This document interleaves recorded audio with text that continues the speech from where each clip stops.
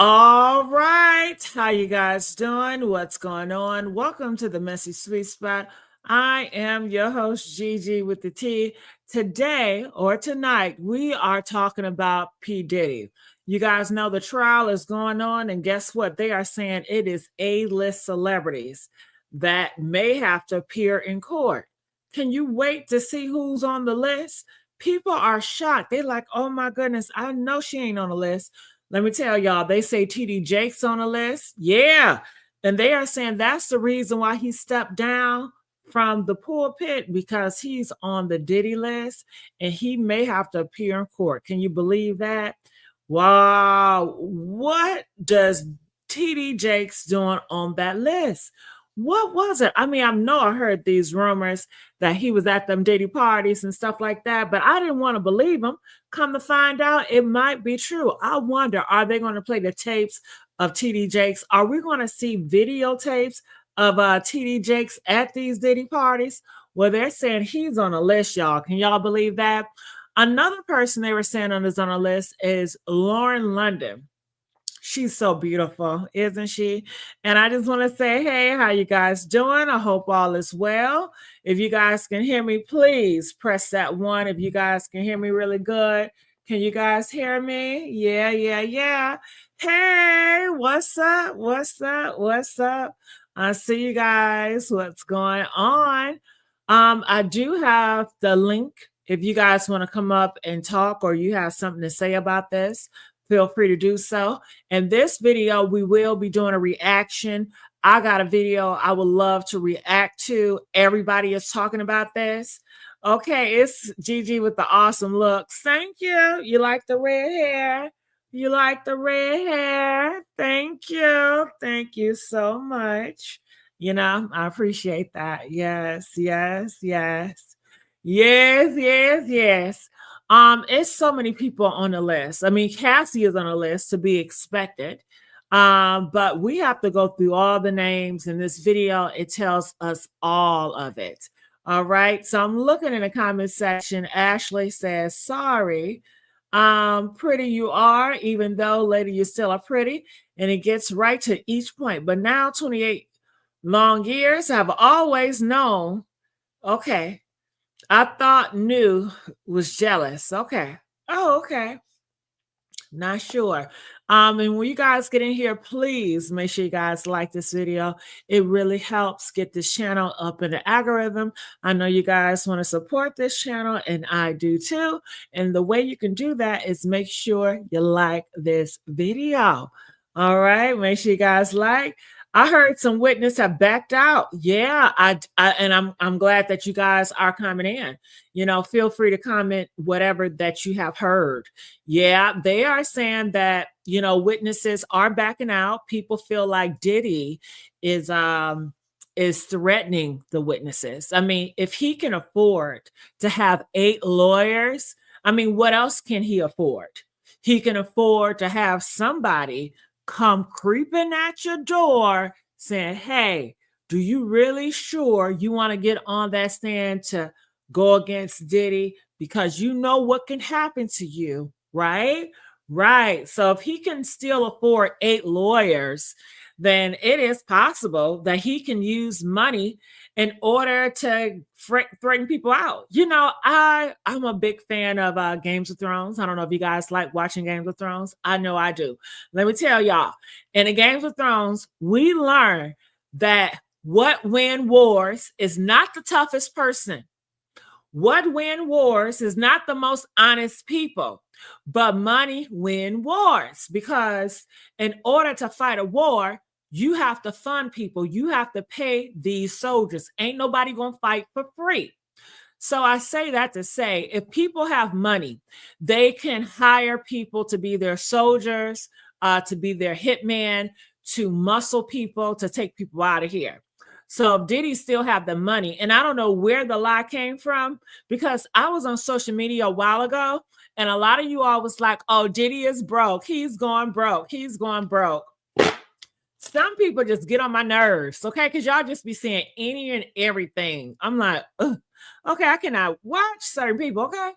So he ain't broke. He ain't gonna never be broke. If he's smart enough, he know to set money aside. He know this day was coming. He know this is a war, and he need a lot of money to fund it. Now, is he going to win the war? I don't know. I kind of believe that the game is already rigged. I kind of believe that the war has been won in the other opponent favor before it started. If you guys did not know, it all started when Diddy went against this company and he accused this company of the R word. You know, in this administration, we don't like using it, race baiting.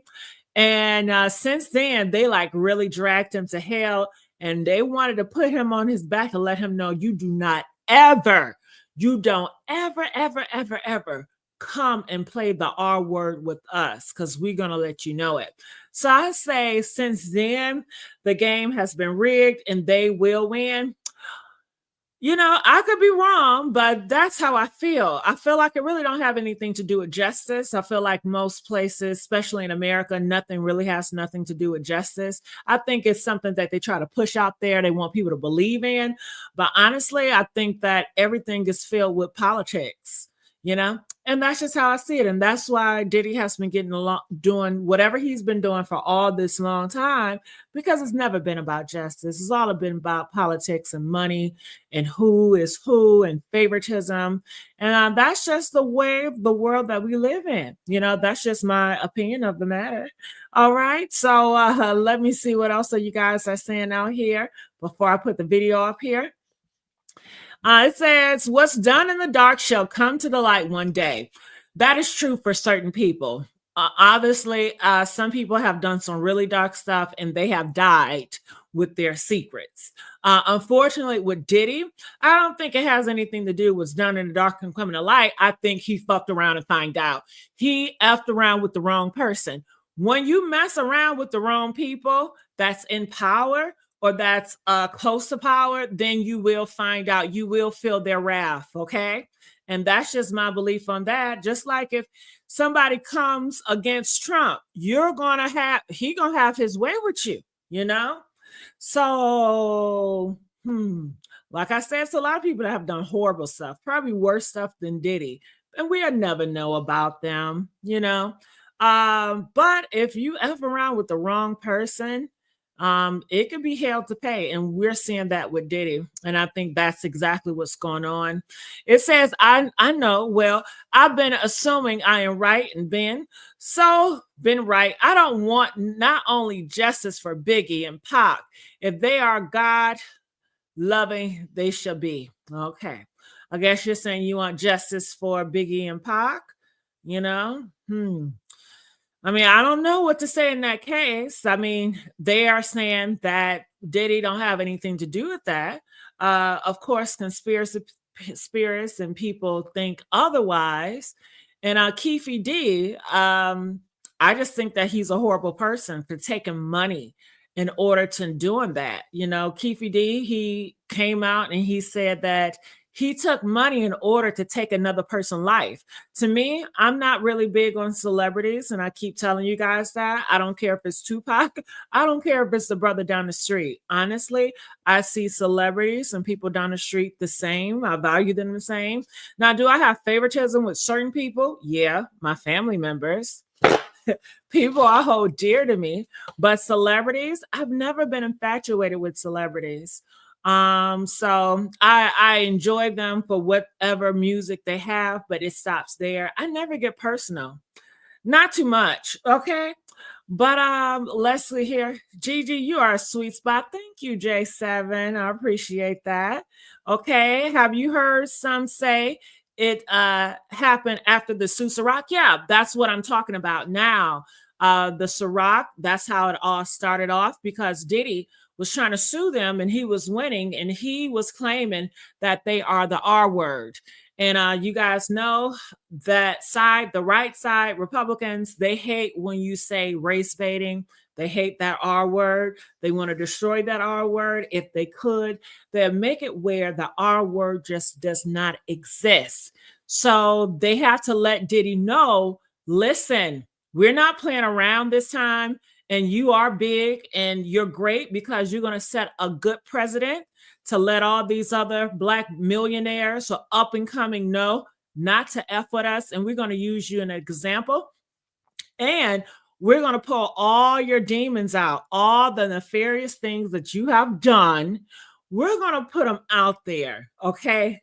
You fucked around and you found out and you messed around with the wrong one. Okay. Your time is over. That's what I believe that happened. All right. So you are a celebrity. You know what, J7, I am not a celebrity. Sure, I have some moments and popularity, really not by design. I never really wanted to go popular and nothing like that. But I don't see myself as a celebrity. You know, my YouTube channel, shit, I'm struggling as it is. Hell. Okay. One minute I'm doing this, one minute I'm doing that. You know, I really have to find my niche and my brand, and I have to find my people, you know, my tribe that really knows me, that gives me the freedom to be serious, and also gives me the freedom to be silly, because you know it's almost like I got to be so serious and I can't be silly anymore, or I can be silly and then when I be serious people not understanding. So I need that freedom to be able to cuss when I want to cuss, okay? To be able to cover up when I want to cover up, to be able to express myself when I want to express myself. So I have not found that balance yet. Sometimes when I get stuck on a topic, I just go all in, like on Diddy, Diddy, Diddy, or Angie, Angie, Angie. And I really need to work on mixing them up. Um, and I like doing skits, but I haven't did that. I like doing personal talk. I haven't did that. So as far as celebrity, I don't see myself as such. I don't identify like that. And yeah, so that's just that on that, okay? All right. So I apologize, but we'll continue to speak of big till they get to the back payback. Somewhat have to do right. Okay. I'm not understanding exactly what you're saying. You was hyped last night. But that's the thing, Takesha. Well, I was hyped because I put GGT. So GGT, GG is GG with the T. That is like a show concept that I really want to do. That was inspired by Funky Dineva and T.S. Madison, how they have their show. So that type of, when I put that in the title, that's like exciting. Hey, I'm silly and all that. But when I do Diddy stuff, I feel that the audience that come to see Diddy conversations, they're more like, they don't, you know, because I be looking at different people that talk about Diddy, and it's more like newsy, you know what I'm saying? So I try to calm myself down when I talk about Diddy stuff, just for the audience sake, you know. So that's what you see there. Okay, child. What do you say? Do you, okay, I'm not understanding that. Okay, so anything else before we get into this video? If you have to go through all this mess to be a celebrity, I don't want it to be it like peace. Well, I understand. I don't think you don't have to do.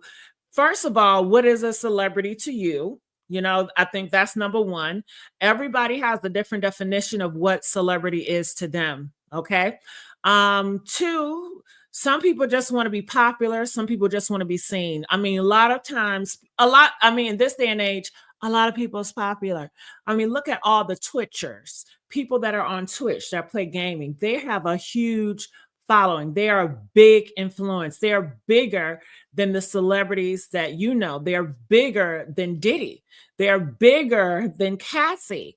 So, and they got their claim to fame just by playing video games. I mean, people get their celebrity based on painting pictures, or based on telling jokes, or based on playing basketball or football. You know, it's just not one way to get to celebrityism.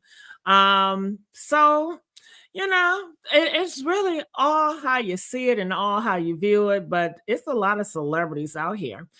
So that's just that on that. Okay. How about, do I want to be a celebrity? No. I mean, okay. It's a challenge, right? One, I like my privacy. I think privacy is like a freedom, and I love freedom. I love freedom. I love to go to the airport and nobody know whose I am. I like that. I like to go out to a restaurant and meet people and they're not saying, "Ain't you that crazy person that's always talking shit on the internet? Ain't you this? Let me take a picture of you." I don't like that. I'd never want that for myself. I like that I can go with my friend or my partner and I can just go out and I can just be peaceful and it's no static.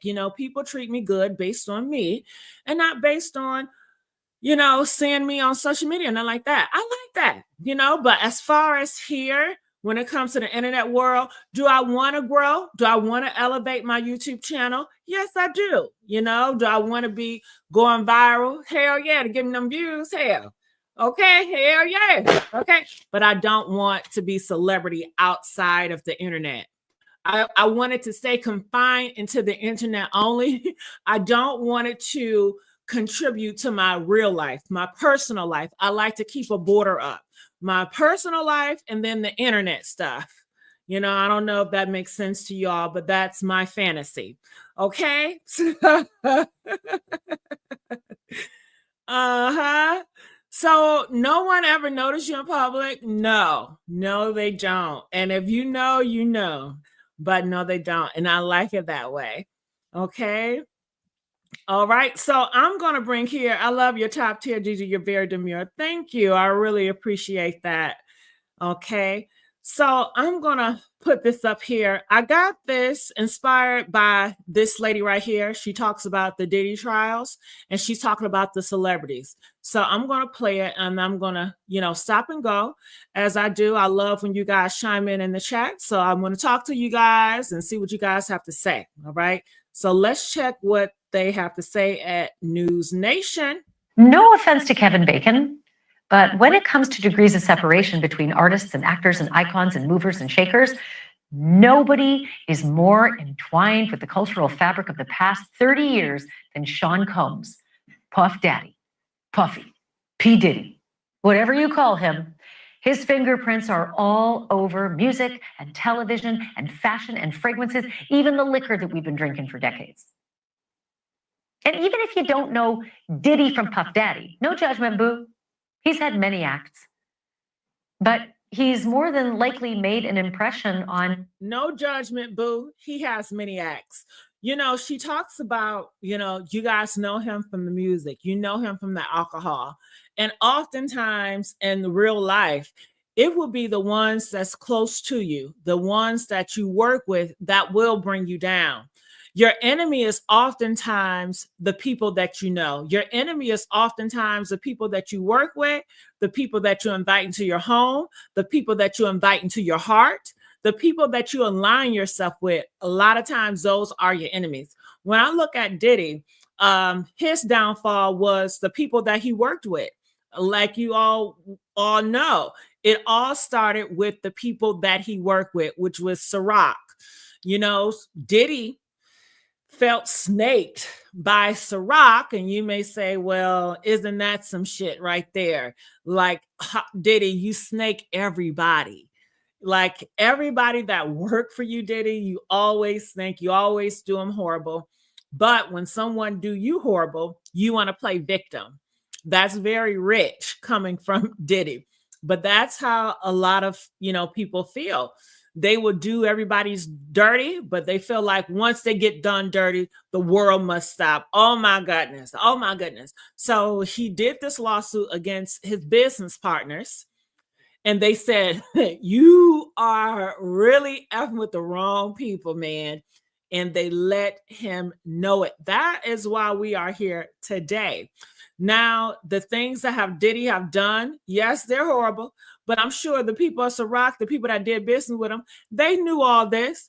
The people around celebrity, they knew all this. Hell, it's more people that have done worse and is still doing worse than Diddy. But because he effed around with the wrong people, they let all his cat out the bag. And what Diddy did to all those people are horrible. And it still goes the same, that the people that you're close with are going to be your downfall. Diddy has been a lot of people downfall that he has worked with. Diddy has manipulated people. It's like, hey, I can really help you. I can do this. The relationship he had with Cassie. I mean, he was close to Cassie. He got close with Cassie, and he was Cassie's downfall. Oftentimes, the people that you work with, the people that you love, the people you invite into your space will be your downfall, will be your enemy. Isn't that something to really think about? Okay, you got to be careful who you invite into your space. You got to be careful who you work for. I don't know if you guys heard about this. I was going to do a story about it earlier today, but I decided not to do it because I did a story earlier today and it was so serious. And I was like, I don't want to keep on pushing out seriously. Okay, because I want to be silly sometimes.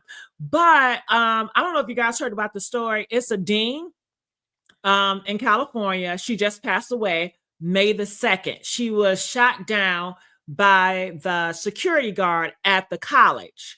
Okay. And that goes to show people that you close to, people that you work with. And she didn't do anything. It was unprovoked. I believe it was a hit. He went into her dean office and he took her down, a security guard at that. And it's so awkward. It's so weird how some people may knock on your door and take you out of here. She was 35 years old. She did everything right, everything right.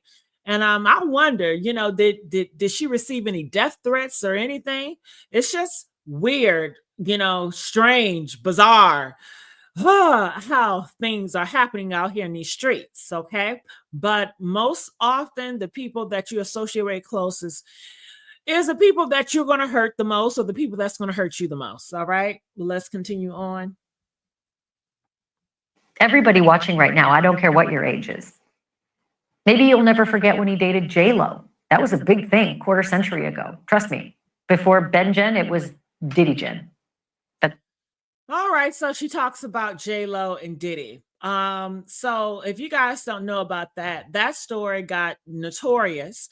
And let me tell you why. It was all what happened at a nightclub. Now, why was she interested in Diddy? I think she was interested in Diddy because at this time, hip hop was very popular.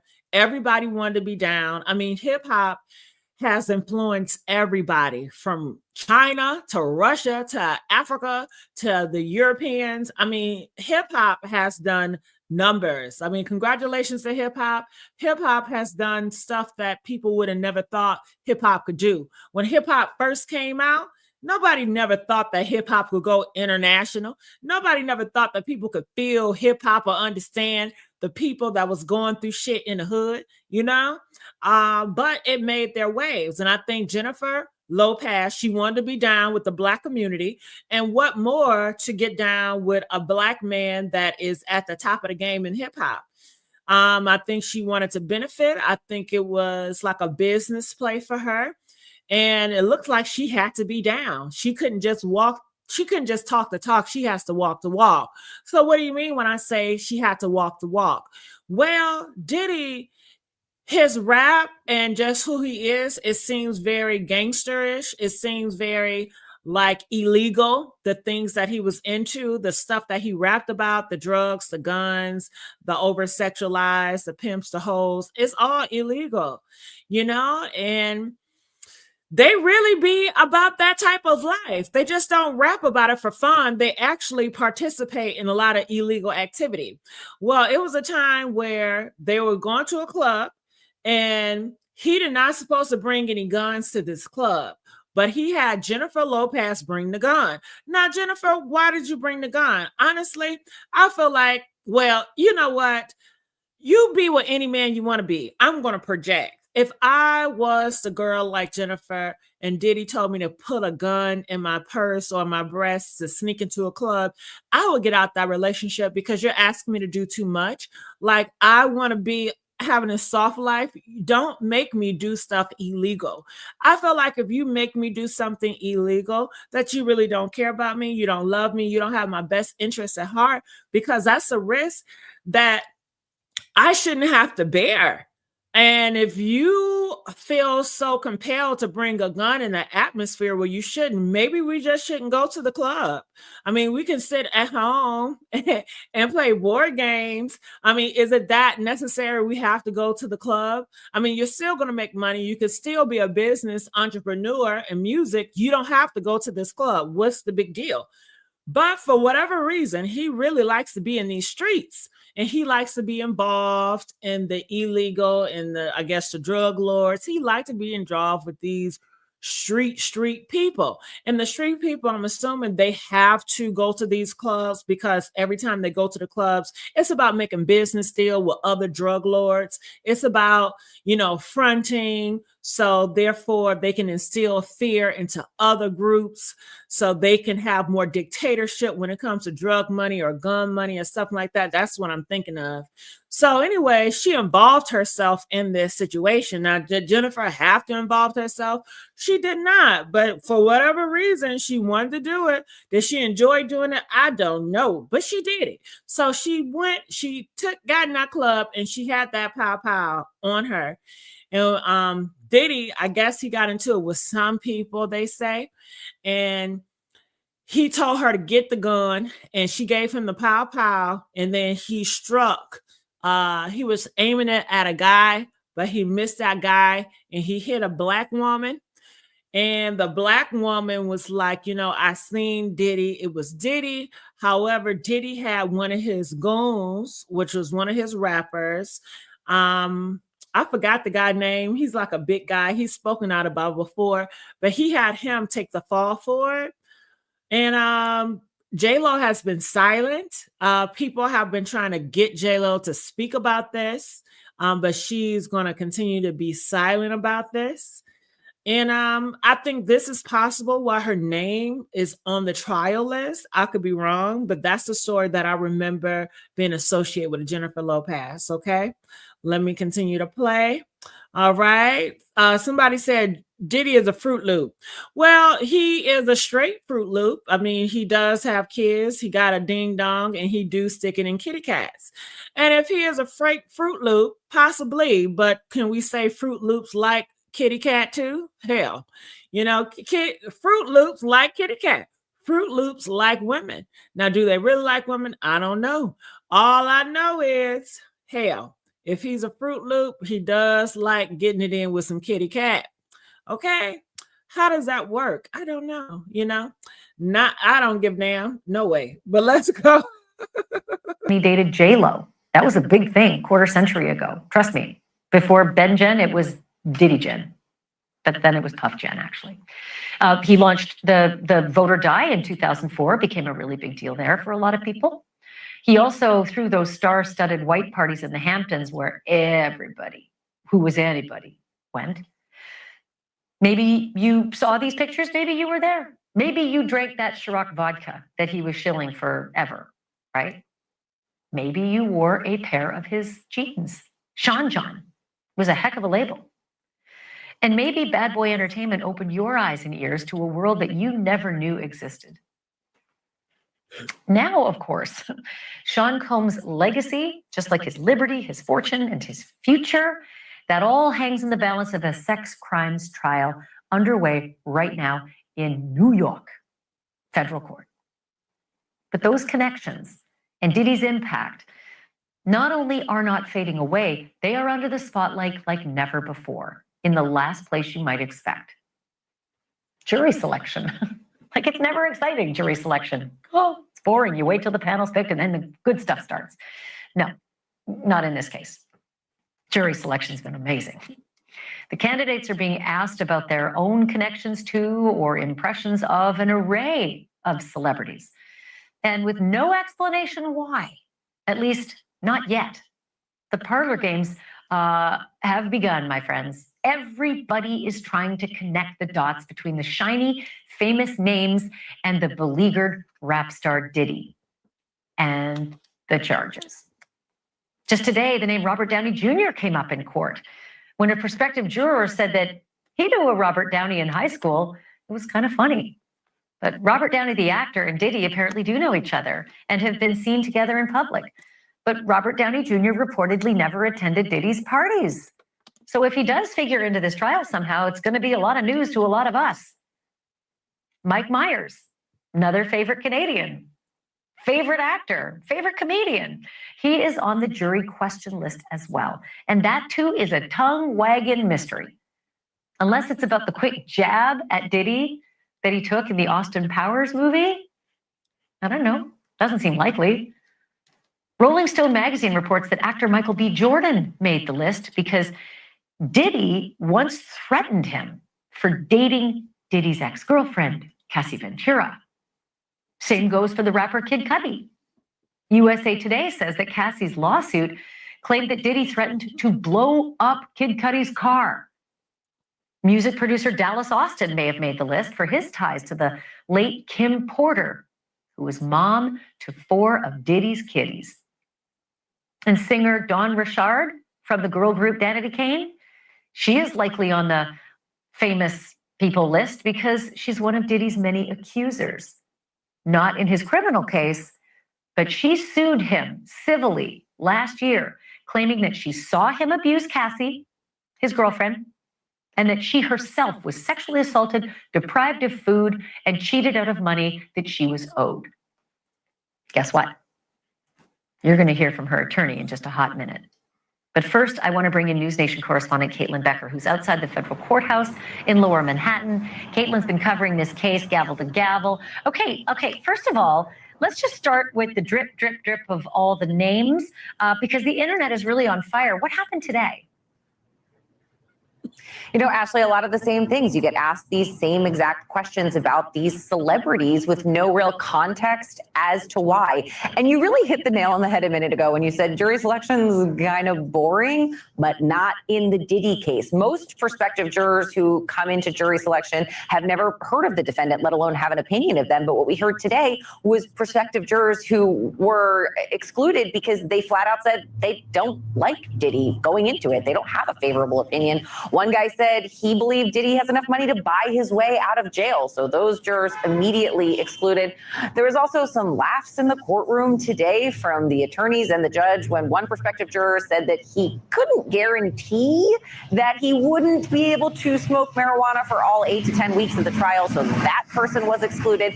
But by the end of the day, they've added 10 more people to that pool of 45 that they're trying to get, because they're not impaneling the jury, like I said, typically as how we think of it. They're going to have a pool of 45 people who are acceptable prospective jurors. They expect that to be done tomorrow. And from that pool of 45, that is where they're going to choose their 12 jurors and their 6 alternates, Ash. You realize that that marijuana guy has just set the bar for every other person out there who wants to get out of jury duty. You just tell the judge that you're a dope smoker and you can't give it up. I can't believe that was a reason to be like punted, but I can. Okay. The other thing I didn't quite understand, especially on the day after the Met Gala, the toast of the town and costumery, Diddy showed up in the same clothes. He's wearing the same outfit. Do we expect that this is a ploy? Is this a mistake that lawyers forgot to bring him a fresh change? What was going on there? Same outfit really surprised me too. I expected maybe a version of that outfit, but not the same exact one. It is a little dressed down for court. So I don't know if maybe we're going to see a suited Diddy when it comes time for the trial to actually begin come Monday. But there aren't any cameras in the courtroom. There's no cameras. There's no still cameras. There's no photography. There's no video cameras. And he doesn't walk in and out. So we don't really see him. So maybe that had something to do with it. He's not kind of performing for anyone in there, but is he though? His cousin was in there again, the one that walks in wearing the Free Puffy shirt, and they seem to kind of nod and non-verbally communicate with each other in court today, Ash, when he was going in and out, and every time he could turn around to the gallery, they seemed like they had some sort of understanding and some signals. But tomorrow is going to be really interesting. Tomorrow is when they're going to use those preemptory challenges where both sides get to say no, no, no, no, no to the jurors they don't want, and they've saved all of them for tomorrow.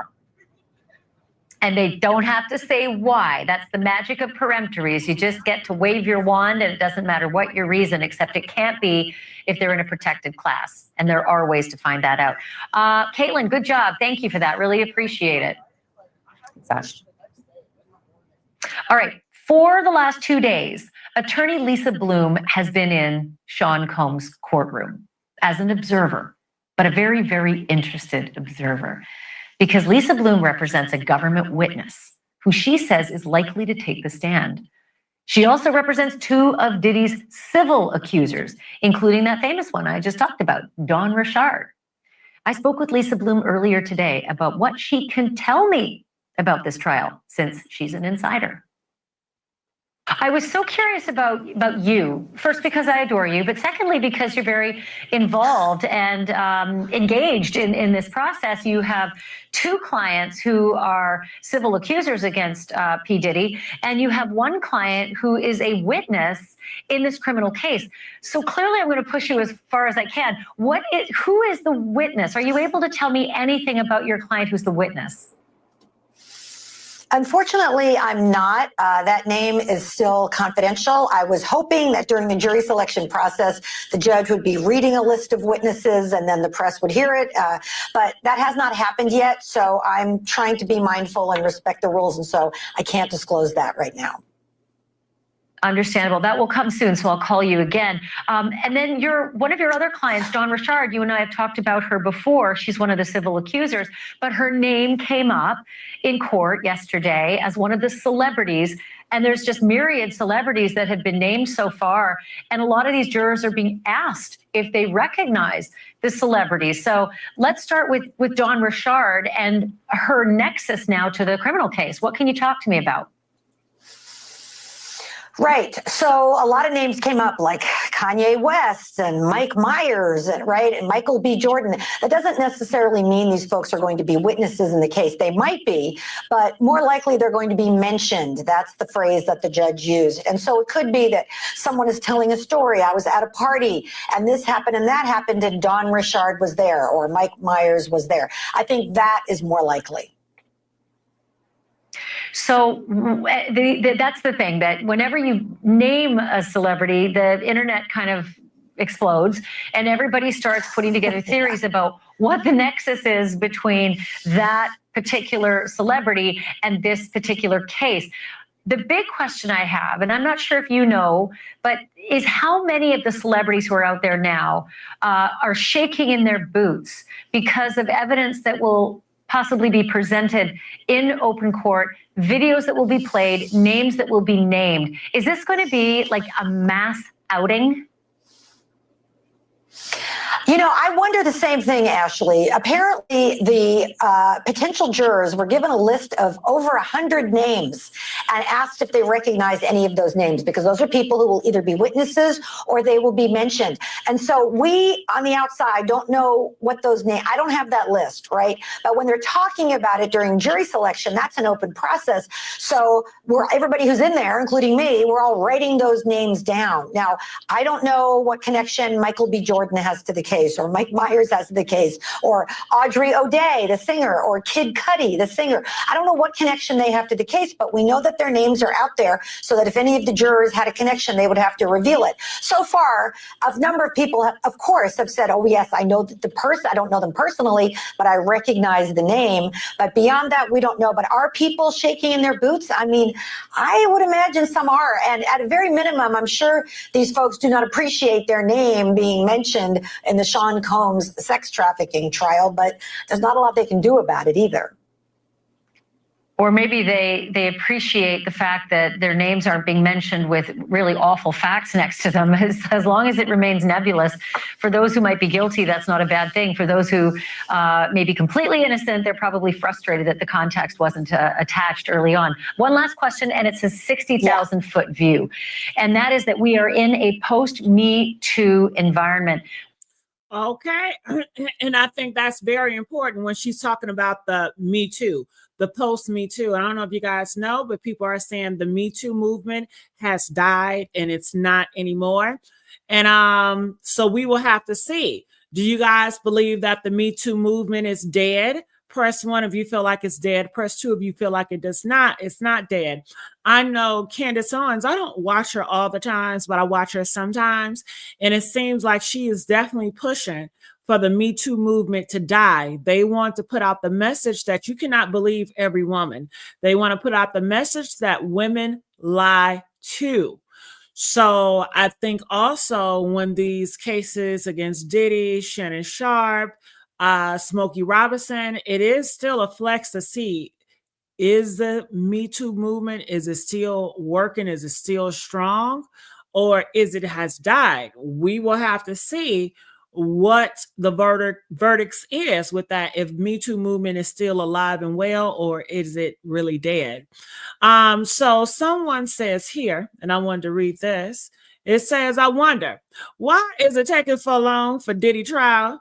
You know, when such and such, well, why is it taking so long? I also feel like it's different powers at B that have their hand in this Diddy trial. This is not just about Diddy versus Cassie. This is about Diddy versus the powers at B.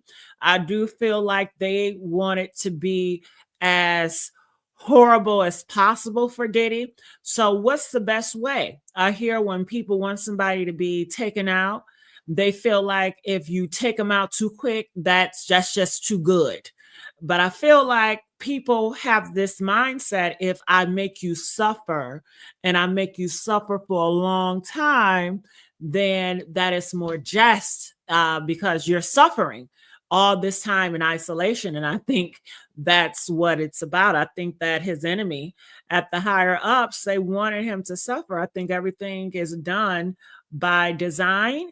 And it's no coincidence, any and everything that's going on with this case. It's no coincidence. All right. So let's continue to hear. It says, women lie too fast, G. All right, Candace Owens, take it too far at times. She seems too self-righteous. Yeah, she does sometimes, but I don't know if you guys know, but they're saying Candace Owens at this time in her life, she is rebranding. She is going against the Trump administration. She feels like the Trump administration is just going too far and they're taking away people's freedom of speech and just freedom of rights. And you guys know Trump, he has mocked Catholics, and Candace Owens, she is a Catholic. So it's interesting things that's going on, but people feel like, you know, if you guys are going to do something, the Catholic community, the Black community, the LGBT community, you guys better do it quick, because sooner than later, it's going to be too late. He's going to have everything on lock. Okay. And it looks like he's getting everything that he wants. So we will see how things will unfold. All right. So let's continue here and see what else she has to say about the Me Too movement. All right. I'm looking in the comments, so feel free to comment. I love to look at them. How does she not know who would do that? All right. Seriously, ma'am, I'm not being racist, but it's like whatever this to be, like slavery is not anymore. Jail is neither form of slavery. Facts. Well, I don't know if I would say that. People are talking about jail being a form of slavery. They are saying that Trump is sending prisoners to a place where these inmates are doing work. They are working around the clock. And people see that as a form of slave trade. You know, you are getting people, you're locking them up, you're making them work for a little of nothing. And I guess maybe he wants to, you know, instead of having China make those parts or assemble things, he's going to decide to just imprison a lot of people and make them do a lot of working stuff, you know, have your own slaves and just cover it up under prison. They do plan, I think, to throw away what, 500,000 people a month or something. It's a huge amount of number that they're planning to jail this year and next year.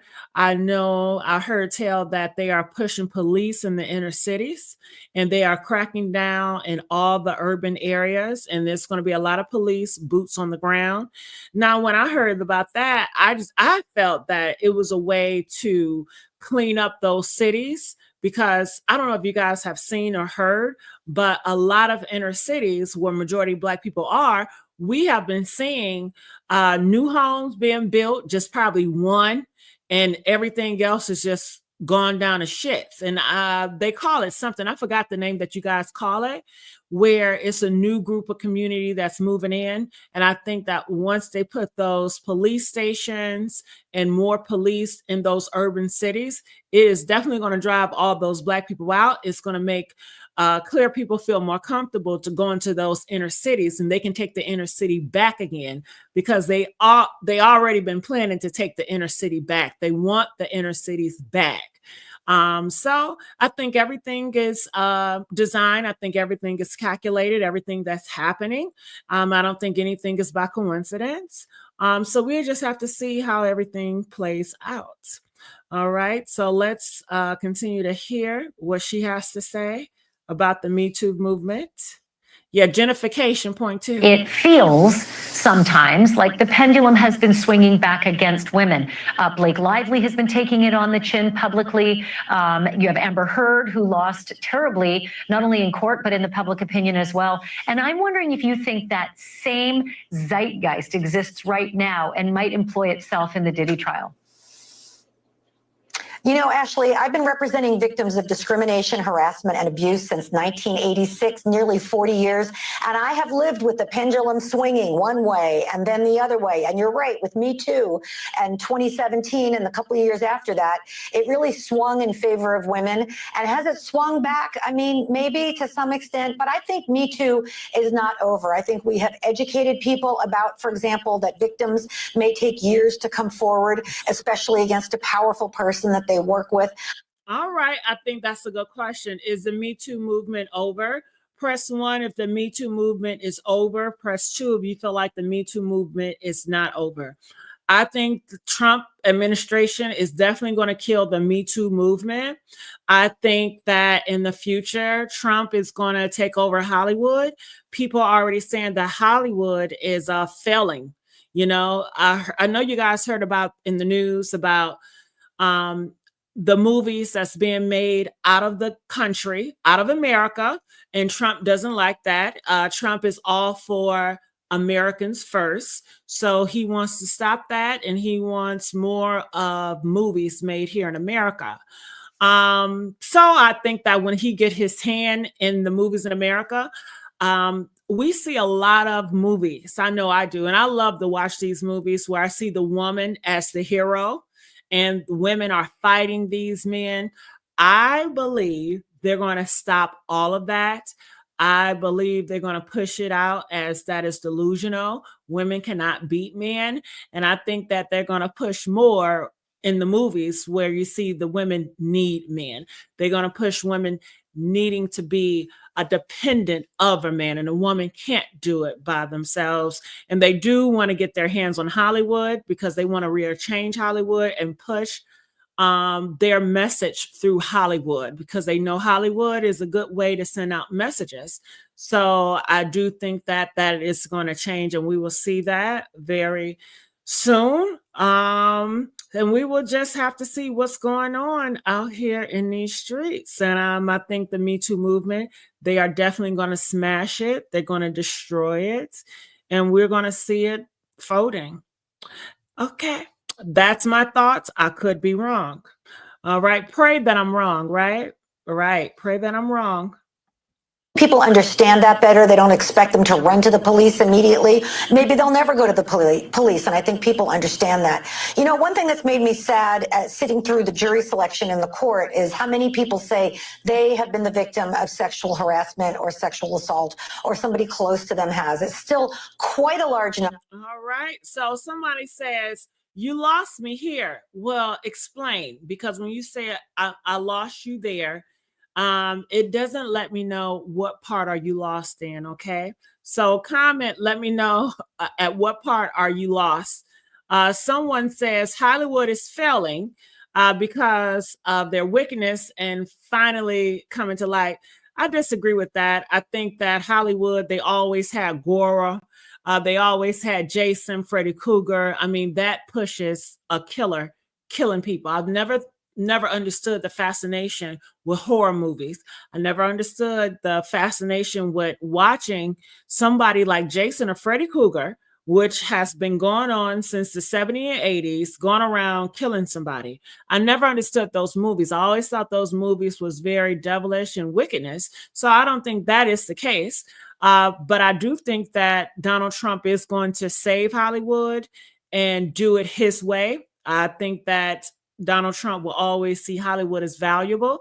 And all he's going to do is just semi-restore it and repackage it, and they're going to eat it up and make it more white. I do know the right, they are very angry at not Meta, but the Met Gala. They're very angry at Met Gala because they feel like they pander to the blacks. And I know that they hate when Hollywood pander to black people. And they want to stop that. Hollywood used to be all about white glam,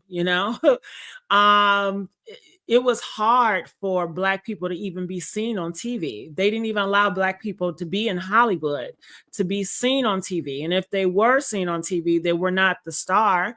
They were not the main character. Hollywood have definitely changed. It becomes more inclusive, and a lot of people can't stand that because they feel like it's pushing other people's beliefs and ideology on theirs. And one group, they just want their beliefs to be pushed, and that's it, So, and I can show you that video of what's her name, Kelly. She talks about the Met Gala and how they're pandering to black people. If you guys want me to share that with you on this live, I can. Just press 2 and I will. Okay. They said Trump is from Hollywood. Of course he's from Hollywood. But I think most of them are from Hollywood. They just don't like the message. They don't want to destroy Hollywood crazy. They just want to control it. Everything is about control. Nobody really want to destroy anything. They just want to control it. That's all it is. Every really thing is about power, control, and influence. They just want more control. All right. So they said they want me to play it. Okay. So I do have it here because I was watching it earlier. And to that person that said that I'm lost. I like the video, the political stuff. I disagree. Oh, well, that's fine if you disagree with the politics. What part of the politics do you disagree with? I'm very interested to know. And I don't mind when people disagree with me because I'm not one to push my beliefs on others. I do like having a conversation, but I understand people don't like having conversations with people that disagrees with them. But still, I don't know what part of the politics about the MeToo movement. Do you think the MeToo movement is alive? Is that part? It was about the part of the movies. How I feel that they're going to get rid of a lot of main characters for women, like the heroes of women. What part? I'm just interested to know, but you don't have to tell. It's no pressure. So let me go here. Let me pull this up so you guys can see what I'm talking about what they said about the Met Gala. If you guys enjoying the YouTube channel that we on now, the Messy Sweet Spot, make sure you guys like. Now, I have to warn you guys, I'm not this calm all the time. Sometimes I can get very ghetto, right? Right? I can get very ghetto, you guys. So, don't get shocked if I get kind of ghetto sometime because I don't like to be put in a box. All right. So let me add this up here. All right. So here it is. This is from Fox or Megyn Kelly. You guys are familiar with Megyn Kelly, right? Let's hear it. This year's theme was Superfine, tailoring Black style, an homage to Black dandyism. What's that, you ask? No one has any idea. Prepare yourself, however, for a deep dive into leftist, academic, gobbledygook, nonsensical talk, which is probably how it got chosen as the Met Gala theme. That and their desire to pander to Black people. The Met says Black dandyism came from the intersection of African and European style traditions, of course. What does that mean? I have no idea. But it seems to be based on a 2009 book written by a woman named Monica Miller called Slaves to Fashion, Black Dandyism and the Styling of Black Diasporic Identity. Okay, so far we have dandyism, intersection, and diasporic identity. So we're betting 1,000 on the scale of leftist code language that will make liberals sound smarter and feel superior.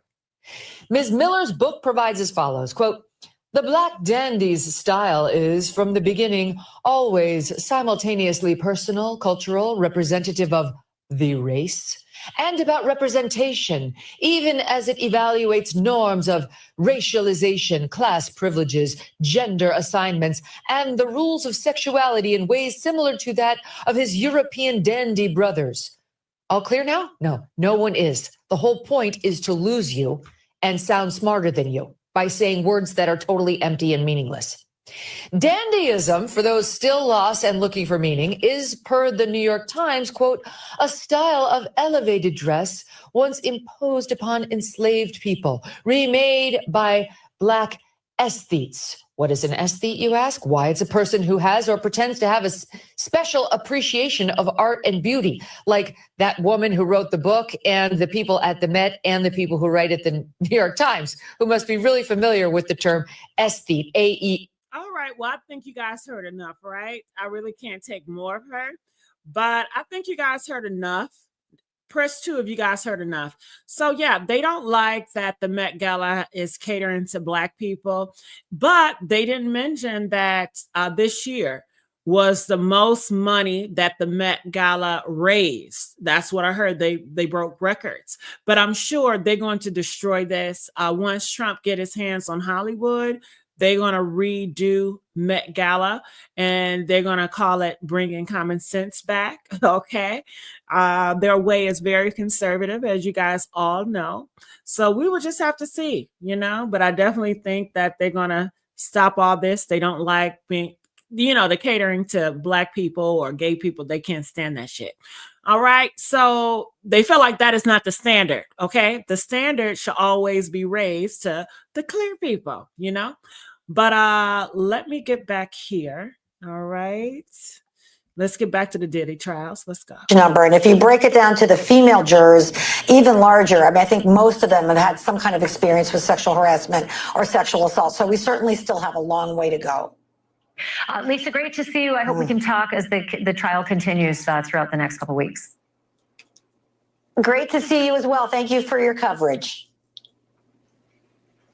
I'm joined now by Lindsay Granger. She's an entertainment journalist and News Nation contributor. She's also a former supervising producer for Diddy's Revolt TV. Lindsay, good to have you back on the show. Thanks for doing this. So, big question. Every time a famous name drops, there's like a supercharged zap that goes through the internet where everyone tries to do the parlor game of figuring out what that guy or that girl has in connection to Diddy. Are we going to actually see these connections? Is this going to ruin people, this case? Well, I think every time we see a name drop, we see a heart drop from the PR team or for the celebrity themselves. I think nobody wants to be attached to such egregious charges. And even the headline, and we live in a fast-paced headline, Instagram-consuming world right now. Unfortunately, people don't read beyond that. So if you see, somebody is now subpoenaed to come to trial, like Michael B. Jordan or Lauren London, obviously people are going to have questions about how they're attached to this and why. And some have substantial potential connections to this trial. So when we talk about people like Kid Cudi, the LA Fire Department actually corroborated the story that a car on his property did blow up around that time of year when Cassie filed the civil charge and also named that as a real thing that happened. Cassie talked about it. Dawn Richards corroborated some of these abuse stories. And so I think there's a lot of people that actually could speak to the character, which they're trying to build a story, a lifestyle, a culture, a character flaws, and try to show you that why this person who you may have known or idolized, which the jury is not supposed to, is somebody who maybe you didn't know that well. And I think that's what they're trying to do. So you worked for Diddy's Revolt TV for years. You had one-on-one with him. He would visit the network, I think a couple times a year, maybe up to 4 times a year. I wonder, will people like you be called, people that you worked with, to testify maybe on his behalf to say our work environment was great? Because I know you've said you never had any incidents. Yeah, I think that there are probably people that work closer directly with Diddy at the time. As I said, I was a supervising producer for the news department, and I think there were levels of people who actually worked directly with him making decisions that probably will be called, because a lot of his brands are under Combs Enterprises, where people cross-pollinate and work for a lot of different places.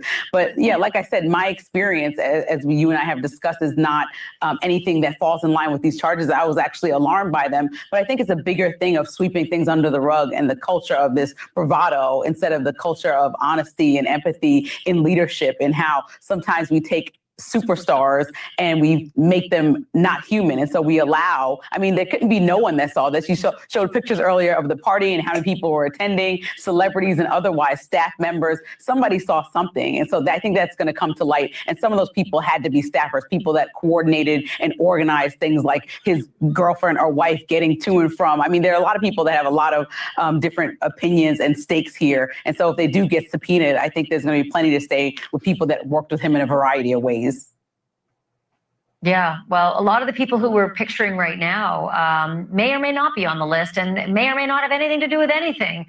There were a lot of famous people. There's the prince. There's the king's two kids, two princes who partied with Diddy. I mean, literally everybody who had a famous name and was on an A-list was probably at a Diddy party at some point, just maybe not in the alleged freak-off parts of the party. Lindsay, great to have you. Thanks for doing this. Really appreciate it. Thanks, Ashley. We'll call on Lindsay again as we continue to cover this. I do want you to know that we reached out to Sean Combs' attorneys today, and we have reached out to them many days in a row and requested a statement from them. They do give us statements often. Today, though, we did not get a statement back from them. I think they're pretty busy, obviously, in jury selection. Thank you for watching. Subscribe below and download our News Nation app right now on your phone, and you will get fact-based, unbiased news. All right. So people are saying they want to see the list. Well, this is the list that they have so far. If you guys can see them, I'll blow it up so you guys can see more. But these are the lists so far. You see Kanye West is on the list.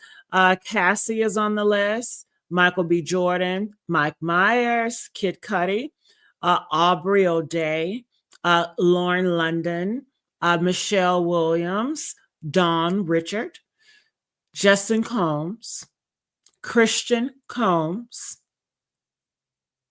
Dallas Austin. All right. Those are the names that's on the list. And let's give a big old thank you. And I appreciate you donating $20 to Kenya. Mega King will pardon both Diddy and Smokey for Black Votes 2028, just like those stupid gold gem shoes. Wow. Can we talk about it? Can we talk about what she just stated? Is that possible? Possibly.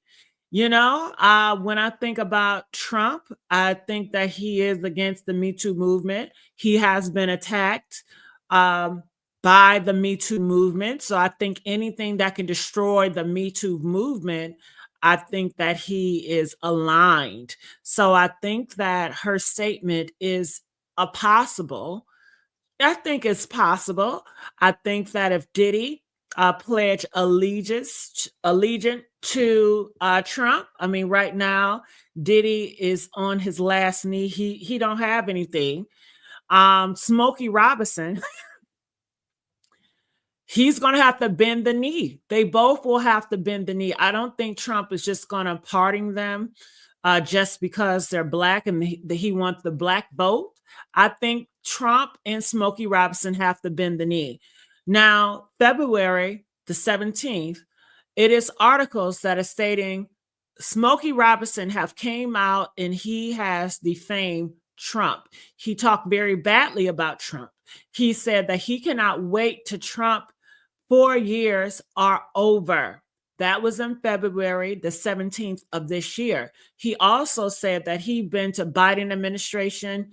He's been to Obama, administration, but he said he would never attend Trump administration.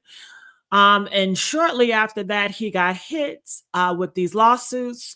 If you guys don't know about Smokey Robinson, it has been 4 women that have worked for Smokey Robinson throughout the years. They 4 have came out and said that he has essayed them. He has put pause on them. He has manipulated them, and they want $50 million.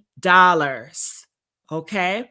So if he does not pay that $50 million, he will be facing the same fate as Diddy. Okay. So, do you guys agree with her? Do you really think that Trump will pardon these two to get the black vote in 2028? Now, can he run again for 2028? The last time I saw Trump, he said that he cannot run for 2028, and he was just joking around. But he said he hopes that a Republican will, take president. So I'm not sure if he's just talking. There are people in the Republican Party that is very close to Donald Trump that is still trying to make that happen. So they're trying to figure out the ways they can go about that so he can serve a third term. And I get it is possible. Of course, if they can make it up, they can do it, right? I mean, they have been known to make up stuff and make things stick for them. So it is possible. So I'm going to do the number again because I didn't watch everybody. Let me put it back up here. Okay, so you guys are saying no. Press 1 if Trump will do it for the votes. Press 2 if Trump won't do it for the votes.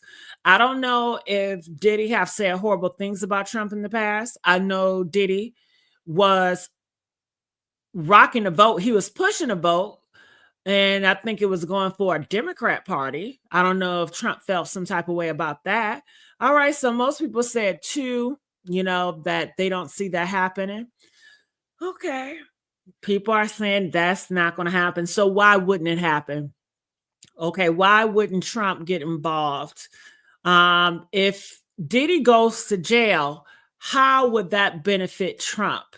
Would that benefit Trump? Is there any benefit if Diddy goes to jail? Press 1 if it benefits Trump. Press 2 if it does not benefit Trump.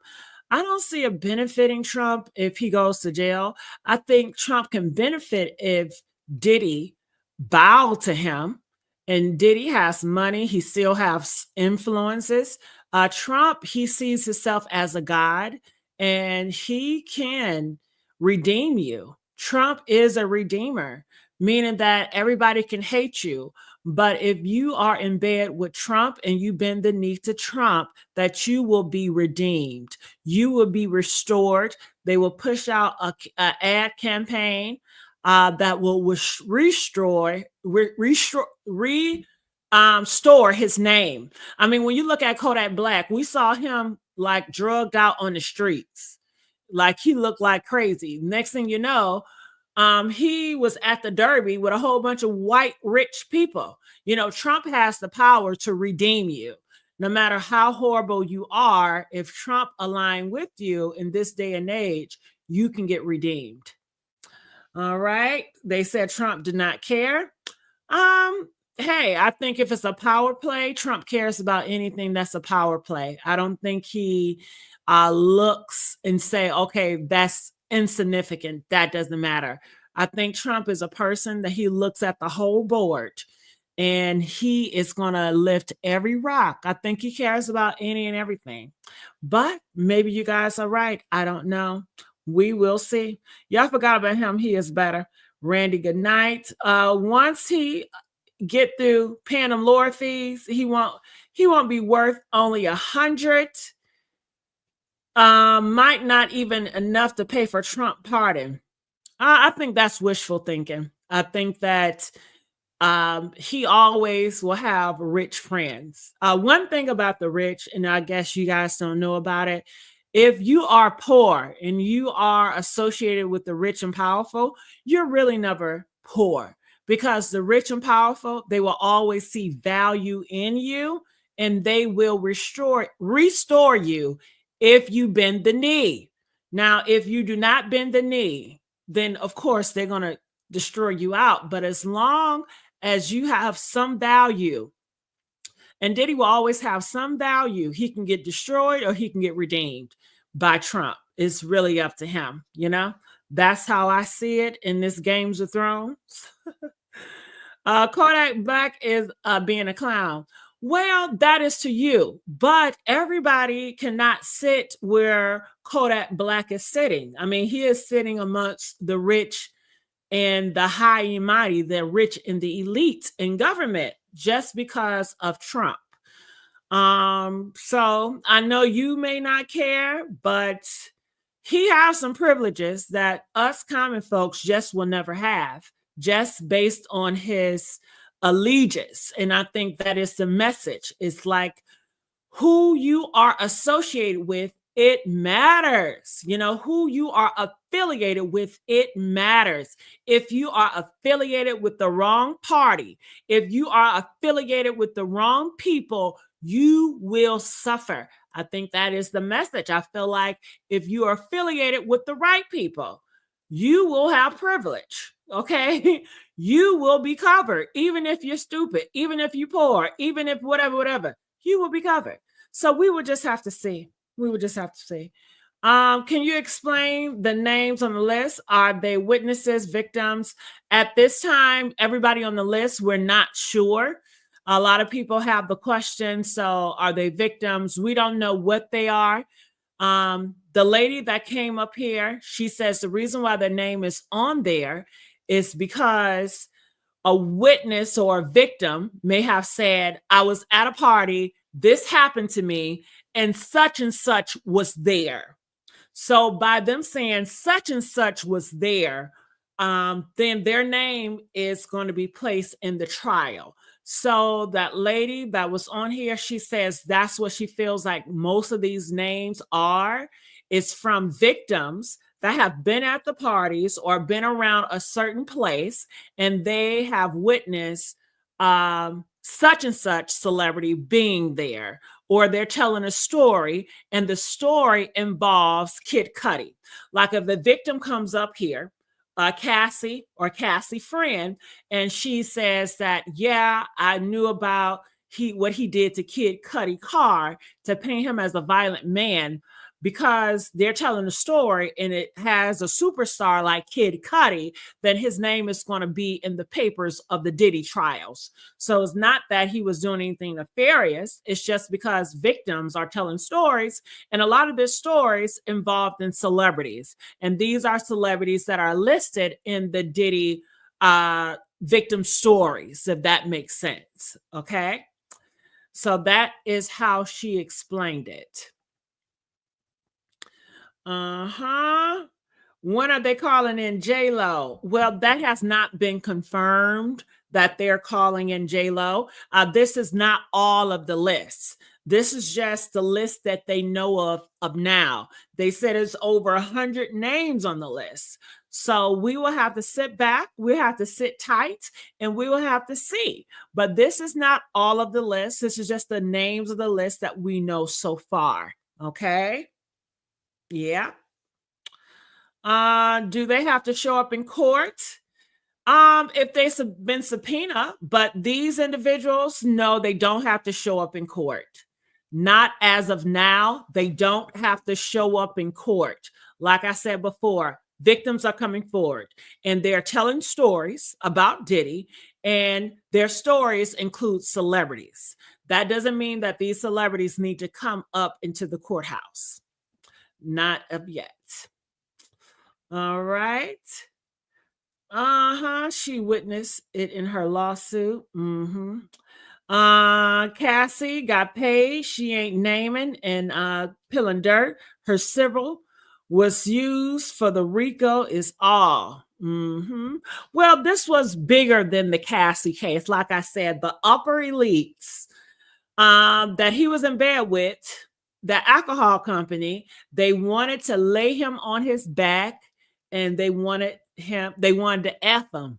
And didn't they do that? Didn't they lay Diddy on his back, and didn't they F him real good? I mean, they still effing him. Ain't that true? Press 1 if it's true. They laid him on his back and they are effing him. Okay? Yeah, that's what it is. They laid him on the back, now they effing him. Okay? Literally they effing him. Okay. Do you have more about the new black lady attorney? What I heard about the new black lady attorney, they are saying that at 19, she was essayed by a record company that involves Tony Braxton's husband, which is Birdman. And they feel like the black lady attorney, they said Diddy, he really wanted a black lady attorney to, fight for him. And they feel that it could help. And I do think that gender could help. I mean, he is going against MeToo. So do you guys realize this? Diddy is going against MeToo movement. Press 1 if you realize this is a MeToo fight. Press 7 if you do not realize this is a MeToo fight. I mean, this is a MeToo fight. So a lot of people, and especially in the right, is not taking it as a MeToo fight. I hear a lot of people are making it as a gay fight, or Diddy is trying to get into somebody donut hole fight. People are making it into that, but it have nothing to do with that. It really is, because in the trial, it's really not about him being gay or him messing around with men. It's really about women. It's about that Cassie of him putting paws on women, and women victims are coming forward because he's been a horrible guy to women, which a lot of men have been horrible to women. So this is definitely a Me Too fight. Even though a lot of people are not taking it, they don't want to push it as a Me Too fight. Why don't they want to take it as a Me Too fight? I think they don't want to put it as a Me Too fight. The right, the Republicans don't want to do it. The Republicans, when they talk about it, if they talk about it, they make it more into the gay stuff, which is really not taking it seriously. And it's just like Diddy is trying to turn men gay, which it falls. I mean, I guess, what does it do? I guess it's tarnish Diddy's name and his reputation.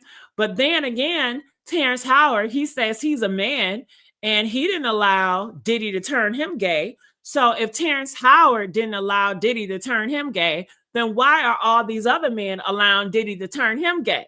Because Terrence Howard said the worst thing you could do is lose your man card. And he had a right. And Terrence Howard said he was not going for it. But all these other men went for it. But then they said the men that Diddy do it to, they were already gay. So did they already? That shit's confusing. Anyway, I don't know. Is that have any merit in this case? Is it seem like it's a lot of fliffler for distractions and make it more colorful? But I feel that a lot of people have lost sight in Cassie, the beating of Cassie, because Terrence Howard, did he talk about how Cassie got beat, or how women are getting beat by men like Diddy in Hollywood? Press 1 if he did talk about that and I just missed it. Press 2 if he did not talk about that. Oftentimes on the right, the Republicans, they're not talking about how men are beating women. They cannot talk about that because they are anti-Me Too. So, it's a catch-22 for them, I feel, So we would just have to see. You can't say the words turn and gay around Diddy, because unless you're ready to give it up, child, please. You can say a word gay and Diddy. I don't think Diddy, do he really like gay men? It seems as though his type was not gay men. It was more, straight identifying men. But if he wanted a gay man, who is the gayest man out there? He didn't go for RuPaul. Hell, he didn't go for Saucy Santana. Hell, it's a lot of gay men out there. Okay, Andy Cohen, he would have loved. What don't Andy Cohen like Black D? Carlos King, he ain't go for Carlos King. He took a picture with Claudia Jordan, but why he didn't take a picture with Carlos King if he was so into gay? So I don't think he's into gay men outwardly. If anything, men that identify as heterosexual, or men that just mess around from time to time, but I don't think he want a real homosexual. You know what I mean? He don't want nobody that's real with a homosexual. That's too real for him. I think he liked turning men gay. I think the men that was into that, they were already into that. You cannot turn a man gay. Hell, you can't turn a goddamn man gay. Can you introduce a man to some stuff? Yeah. And clearly, if he's into it, he's into it. But I don't believe that you can turn a man gay. Okay. I just don't believe it. You know, can somebody turn you gay? If you are straight, do we have any straight people in the house? Press 7 if you are heterosexual. If you are heterosexual and you are real heterosexual, ain't no fake heterosexual, can somebody turn you out to be homosexual? Can't nobody turn me out, baby. I'm sorry. I don't give a damn. If I'm not into it, I'm not into it. It's people I'm not attracted to. It's nothing they can do to make me naturally attracted to them. You know, it's just nothing you can do. It's impossible. It's impossible. I think people lie. I think people do stuff with other people and they say, yeah, you turned me out. Nigga, I didn't turn you out. You turned yourself out. You know your ass was into that shit. Okay. In denial much? Thank you. Kids donated $10, said they love my hair. It's so for you. That's your color. Love you. Thank you. You like it? I love it too. Thank you so much. I appreciate that for the shout out. Of course, 5 million. I'm in. So someone says 5 million. If you give me 5 million, then you would do a gay act. I still don't see you as a homosexual because you didn't do it naturally. You just did it for the money, but you're not gay because naturally you're not attracted, and you was not attracted when you did the act. You did it for the money. You are a high prostitute. You are a high class prostitute. You a prostitute that just got a high ass price tag, but you ain't gay. Even if you did it, I don't see you as gay. I think you did a gay act, but naturally, are you into the same gender? You can't do it naturally, then I don't see you as that. I think that you did it for the money, and that's what it is. And it was your choice. You did it because you wanted to do it. I don't paint you as a victim. You're not a victim. You did it because you wanted to do it for the money, you know? So that's just how I see you. Okay. Somebody said gay for pay. I guess if that's how you identify that, I don't know. I don't use that terminology, gay for pay. I couldn't do it. You know, I could not subject myself to do an act that I don't like, that would make me nauseous. It will make me sick to my stomach. So I just can't do it. But I guess people can do it. Certain people have a different tolerance level. So people can tolerate doing certain things for a paycheck. Is that gay for pay? I would just say you just a prostitute that's willing you'll do anything. You know, you allow people to boo-boo on you, to shit on you, you know? So whoever said the 5 million, let me ask y'all this. Would y'all let a person boo-boo on you for 5 million too? Would you lay there and allow somebody to do the number 2 on your face? Huh? Press 1 if you allow somebody to boo-boo on your face for $5 million. Okay? Press 7 if you cannot do it. Okay? Okay? Okay, I know some of y'all will, right? Some of y'all will. Some of y'all got a shitty face. Some of y'all do that shit. Not all money is good money. Next thing y'all know, y'all be eating boo-boo ice cream cones, you know? Lick it like it's good. Okay. Man, oh man. Oh, what you gonna do with all that money? Okay. My goodness. Well, some people, I guess, will do it. I know a lot of you guys are saying you guys are not doing it. Some of you guys will do it if nobody could find out. $5 million. Oh my goodness. So much money. Okay. I think a lot of people will do it. Could I do it? No.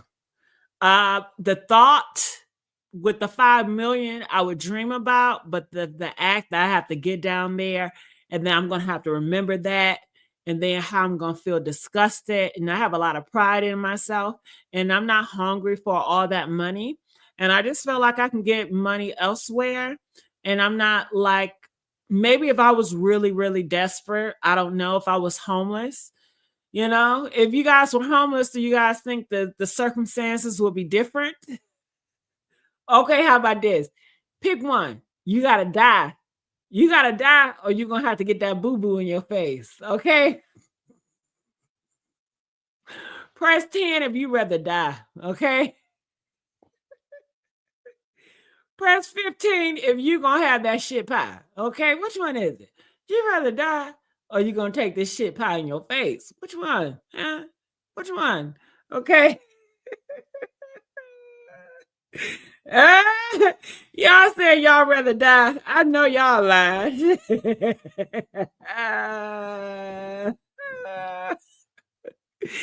Oh my goodness.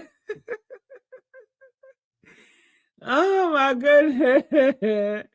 Pretend it's bird shit. How about if Donald Trump did it? Okay, that's the ass that's coming out. Trump's, okay? Oh my God. At least it's presidential. You know what I mean? Oh my goodness. Whew, I will scrub that shit off my skin. Sending me to death. My goodness. Well, let me see if it's any other things that I want to share it with you guys. Sometimes I go on my Instagram and I just be seeing some stuff, and sometimes I feel like sharing it with you all. So I want to see some stuff that I might came across that I would share with you all. Right, that I think maybe you might be interested in. All right. Did you guys know about this? I would like to share this with you all. It is kind of politics, but back, I guess here, back in the 1920s to the 1980s, over 8,000 Black women in Mississippi and South Carolina had their uterus removed by doctors. Did you guys know that? Press 1 if you knew that. Press 7 if you did not know that. Okay. So, clear people, they felt that certain or Black women were not worthy to be mothers. So they took their uterus out so they cannot bear kids without Black women knowing that. Did you guys know that? Okay, some of y'all knew that. How would we know that? Well, some people are saying they knew it. Okay, they said, I live in South Carolina. Some people are saying they knew it. Okay, and they did it without their knowledge. Okay, sterilization of mothers violates U.S. Art 25. In Mississippi, these procedures were often justified by racist stereotypes that portray Black women as hypersexual or unfit to parent. Isn't that interesting? They said in Mississippi, the reason why they did it to Black women because they were too hypersexual and they felt that was unfit to parent. Now, when I hear that, don't that sounds like today rhetoric when it comes from Black men? Black men, or just in today's society, you do see Black women, or all women, but they push Black women to be very hypersexual. And people are now saying our Black women are unfit to be mothers. You hear this all the time. So it's like, wow, back in this era, in the 1920s through the 1980s, the 1980s, that was not that far away, the stereotype of Black women being hypersexual and unfit parents, it still holds to this day. What has really changed? It's sad, right? It's crazy. So it says here, Doctors acted with impunity, supported by legal system that unpaid segregation and denied Black patients autonomy over their own bodies. Here it is. All right. So yeah, I don't know if you guys found that to be interesting. What do you guys think? Was that an interesting piece that I shared with you guys, or you didn't like it? Press 10 if I should have kept it to myself. Press 12 if you enjoyed me sharing that, because I really don't know what you all like sometimes, but sometimes I just be coming around stuff, and I see they want Black women though. All right, I don't know if you guys know about this, but I will put this up here. All right. Here it is. It says Trump 2026 budget would eliminate Section 8, a move that can hit minority community the hardest. Now, what do you guys think about this? Are you guys for it or not? I don't know. I heard a lot of Black people. You always say that, welfare and Section 8 was the worst thing that could have happened to Black people. That Section 8 and welfare. Well, now Trump is getting rid of Section 8 and welfare. So is this going to help Black communities? Because a lot of you Black people said that's the worst thing they could have did to Black people, give them welfare and Section 8. Now they're about to take our shit all away. So is it going to be better for the Black community or what? What y'all think? Huh? What y'all, because I see you complain, some of you people complaining. What y'all think?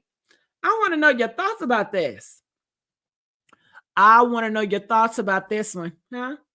And then, at the same time, they're going to put a lot of police in place in the urban cities because they want to bring back the clear people in the inner cities. So it's going to be very challenging.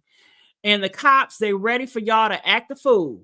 They are going to put martial law out and enforce in these inner cities with high crimes. And they want you to act the fool so they can throw you in jail and keep you there for a long time. And they may send you over to whoever.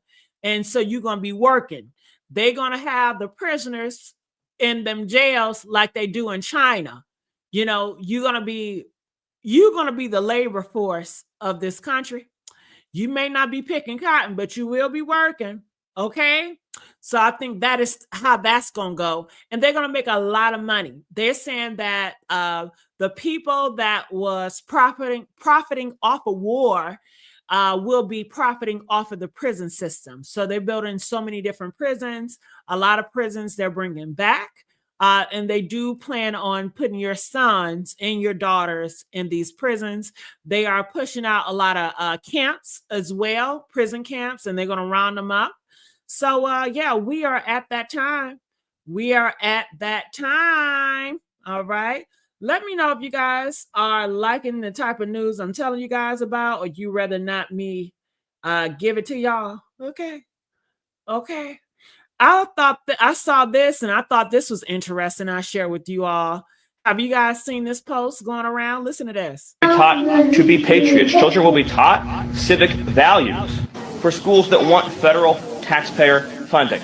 So as we close the Department of Education and we provide funding to states, children will be taught to love America. Children will be taught to be patriots. Children will be taught civic values for schools that want federal taxpayer funding. So as we close the Department of Education and we provide funding to states, children will be taught to love America. All right, so there it goes. So this is AI, of course, but this is the movement that they're pushing in America. They want everybody to love America. They feel like these past generations are being messed up and they want to restart. They want to reprogram the kids, the new kids that are being birthed, to love America, okay, to love Trump. Trump is the leader. Trump is our everything. Trump has saved this nation. They see Trump as the close thing to God. They want everybody to be on board. Okay. Yeah. So let me see what else I can share with you guys. Ooh, this was a horrible story. Did y'all see this story? I couldn't believe my eyes. Look at this story. Did you guys see this? Look at this. This is a little clear boy, and he has a whip, and he was planning to whip a little black girl. Look at this.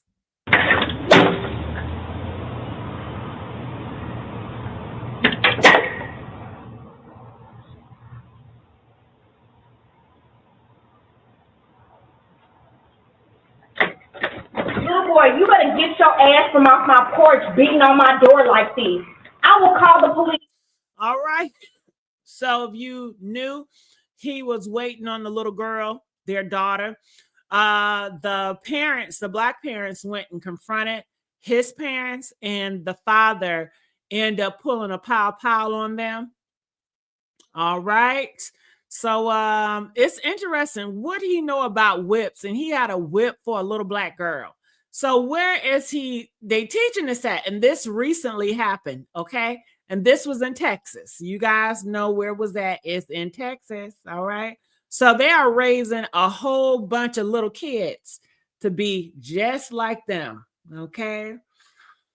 Whew, ain't that something?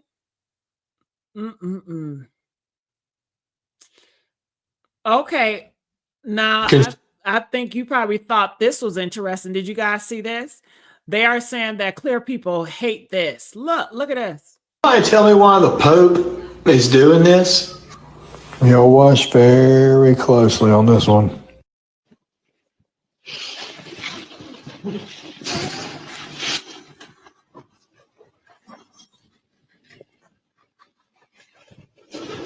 So, what are your thoughts? Do you feel like this is inappropriate? It's a white Pope, man. And I believe that Pope that just passed away, he went to the black Moors and he was kissing their feet. You know, do you guys feel like that's appropriate? Press 1. Press 2 if you feel like, press 1 if it is appropriate. Press 2 if it's inappropriate.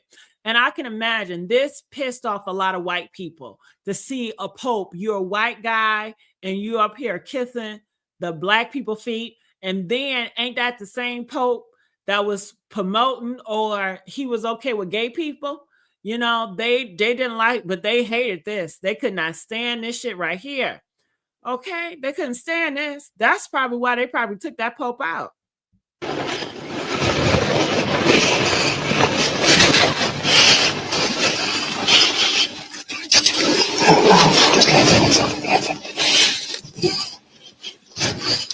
So, you know, the clear people's like, hell no, we got to do something. The world is going crazy. What is that man doing?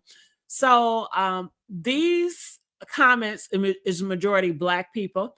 They said, this is what black people say. He's bound down to the people closest to God, to the chosen people, the Moors who are civilized in Italy and all of Europe. He knows who to. He lays at the feet of the Black Madonna in France. They know who we are, my people. It's just us that they don't know. Rise up. Okay, he know the truth. All right, the same reason he prays the Black Madonna. Okay, the original people. All right, so if black people are the original people, okay, why in America did it get treated so badly? Huh? Why don't Americans know this? Huh?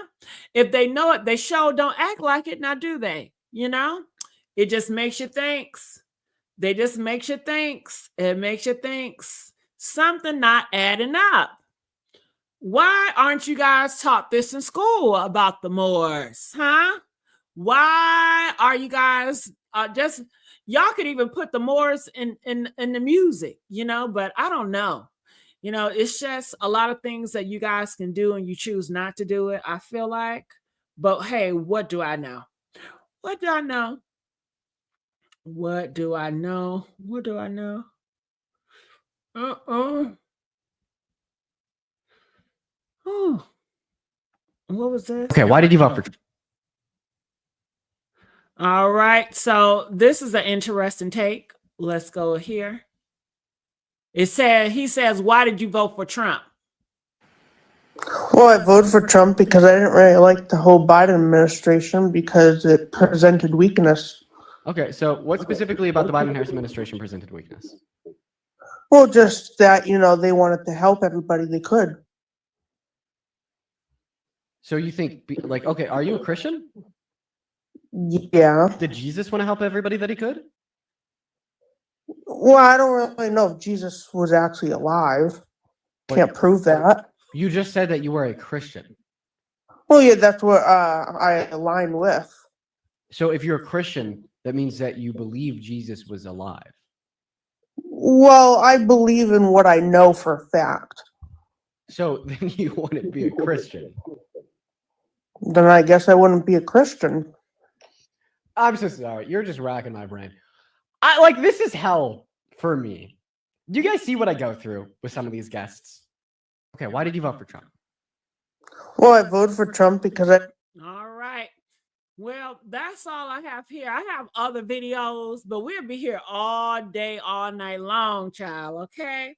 All right. Well, thank you all for joining me here at the Messy Sweet Spot. Feel free to like, comment, and I will see you guys on the next upload. All right, DJ, where you at? Where you at, DJ?